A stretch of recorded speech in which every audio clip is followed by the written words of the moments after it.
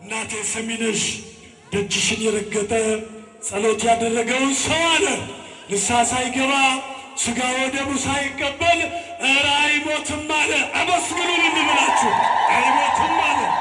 ሌላው ደጅሽን የረገጠ ታምርሽን የሰማ ሰምቶ ያሰማው ሰው ወንድ 40 ቀን ሕፃን ሴት 80 ቀን ሕፃን ሐዋርያ ያደርግልሻለሁ አለ። አመስግኑት።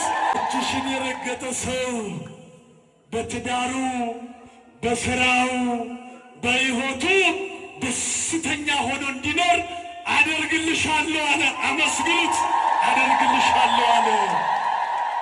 ይህን ሁሉ ቃል ኪዳን ከገባላት በኋላ ልጄ ወዳጄ ሆይ ያለችው ይሄ ብቻ ለእኔ ለእናት 9 ወር ከ5 ቀን በማህፀኔ አንተን በጀርባ ያዝዬ ከኢየሩሳሌም ወደ ግብፅ ተሰድጃለሁ እባክህን አለችው።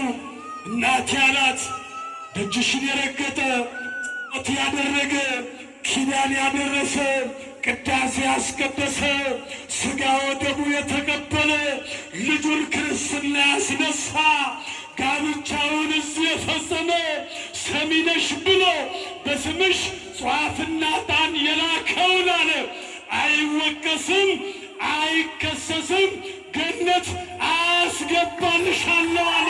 እንግዲህ አመስግኑ።